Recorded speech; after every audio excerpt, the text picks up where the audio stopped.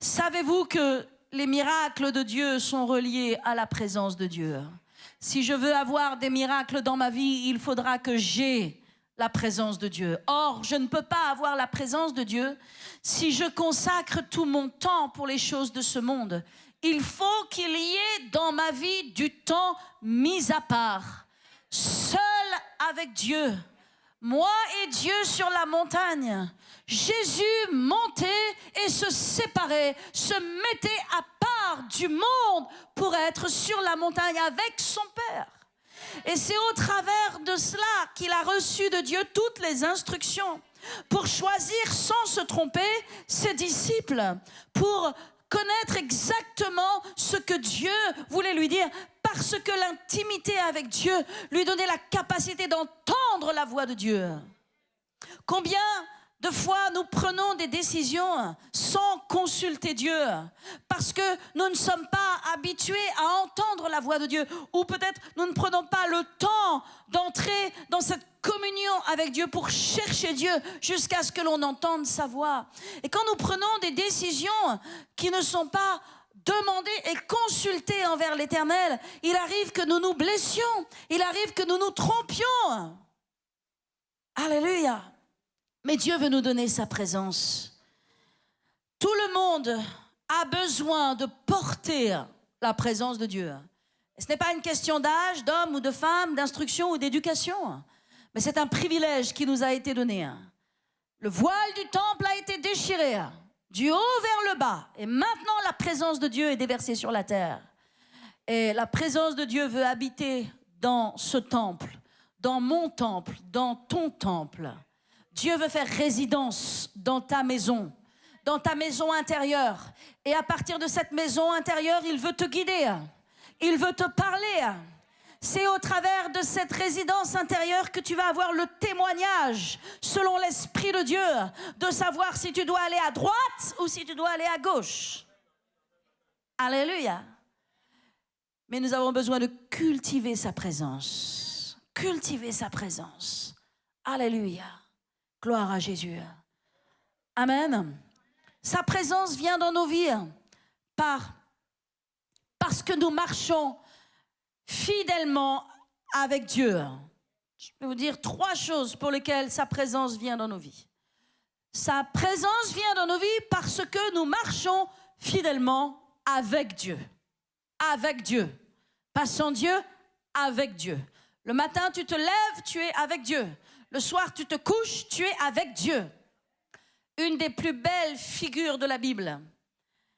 La personne qui m'impressionne le plus dans la Bible s'appelle Enoch. C'est pour ça d'ailleurs que nous avons donné à notre fils, comme 2e prénom, le nom d'Enoch. N'oubliez pas qu'il s'appelle Louis Enoch.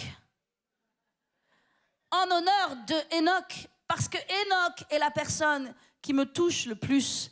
Et aussi, qui était selon le choix de mon mari aussi, de choisir ce nom Enoch. Mais si vous regardez Enoch, la Bible dit, vraiment c'est l'une des personnes les plus fascinantes.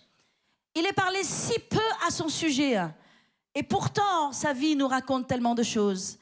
La Bible dit que Enoch marcha avec Dieu, puis il ne fut plus, car Dieu le prit. Oh my God! Enoch marcha avec Dieu.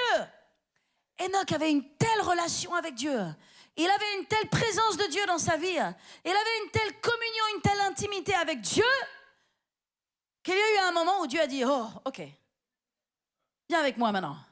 T'es plus proche de moi, t'es plus proche du ciel que de la terre. » Et la Bible dit qu'il marcha avec Dieu et Dieu le prit et il ne fut plus. Si vous regardez en Genèse, il est écrit « Enoch, âgé de 65 ans, engendra Methushélah. Enoch, après la naissance de Methushélah, marcha avec Dieu 300 ans. » Si vous êtes fatigué de marcher avec Dieu depuis 2 ans, dites-vous que Enoch a marché 300 ans sans se lasser. Alléluia.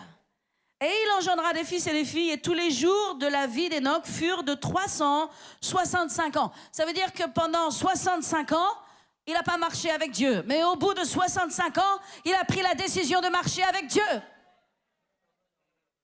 Si vous regardez la vie des patriarches, personne ne mourrait. D'ailleurs, il n'est pas mort, il va revenir, Enoch. Il va faire partie des témoins qui vont revenir au millénium. Bref. Et donc, 365 ans, au temps de Enoch, mes amis, ce n'était pas un âge pour mourir, mais il n'est pas mort. C'est à cette époque-là que l'homme vivait jusqu'à 900, 950 ans. Mais Mathusalem, n'est-ce pas? L'homme le plus vieux du monde. Ce n'est pas possible de disparaître à 365 ans. Mais la Bible dit qu'il a vécu, tous les jours d'Enoch furent de 365 ans, et Enoch marcha avec Dieu, puis il ne fut plus parce que Dieu le prit. Alléluia. Est-ce que vous pouvez imaginer ce matin comment Enoch marchait avec Dieu? Comment Enoch était l'ami de Dieu? Pour que Dieu vous kidnappe, pour que Dieu vous capture. Vous comprenez? Il y a eu un kidnapping. Et Dieu n'a kidnappé jamais personne. Mais cet homme-là, Dieu l'a kidnappé. Il a dit, toi, je t'aime tellement. Je ne vais même pas attendre que tu aies fini ta vie sur la terre. Je te prends direct avec moi. Dieu aimait tellement Enoch parce qu'Enoch marchait avec Dieu. Nous sommes appelés à marcher avec Dieu.